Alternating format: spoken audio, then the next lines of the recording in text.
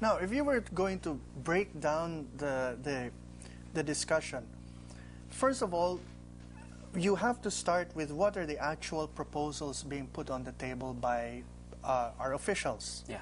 How do you see any sort of consensus on whether people accept these proposals, or are they just all too busy making their own proposals? Is there any sort of consensus Actually, at all? there's a few. There's the majority is actually probably anti the charter change, not because of the provisions probably, but because of the current administration. They just don't see the need for this 2-year gap until 2010, that it should be pushed so severely, where it is an administration that has lack of credibility. Now, we have also writers who are focusing more on the issues, like we have a writer, a law student, who's focusing on federalism, types of federalism even.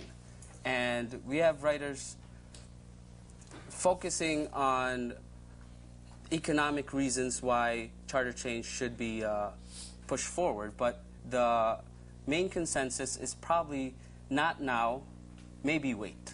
Okay. So if people want to weigh in with their discussions, is it just a matter of everyone rushing in to react to whatever Filipino Voices different writers are putting forth on the table, or how else can they join in the discussion that's more productive? Oh, actually, Filipino Voices has many ways in which people can participate. We have people submitting articles. We have people volunteering their time to be regular contributors to Filipino Voices. And we have, as a blog, the format of a blog is not, it's not only an article, but people can comment. We have articles that have received 90+ comments, 150+ comments, and it is these comments, I believe, that are important in the discussion, especially on charter change right now. Okay.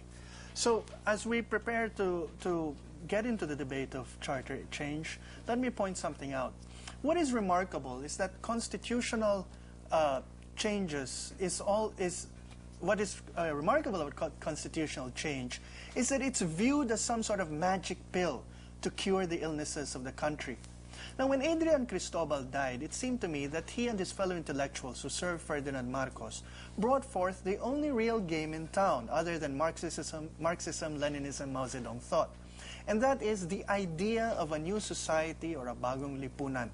Though both are essentially two sides of the same year zero coin, it's interesting that from the right to the middle, the or a new society is the dominant perspective to this day. The idea that there is an old society and that it is possible and even desirable to institute a new society. Now, this goes against traditional notions of nation building as an evolutionary process. Yet we are all products of evolution. Only pop stars, it seems, can reinvent themselves. So as we go into the charter change debate, ask yourself, is it being waved as a magic pill, or is it a reasonable human way of improving what we currently have? Because what we have is not necessarily all bad. Thank you, Bettina, for being with us today. And to our studio audience from Arellano University, thank you very much for being with us. And to Nick, I hope you'll drop by FilipinoVoices.com. I'm Manolo Quezon, and this is The Explainer.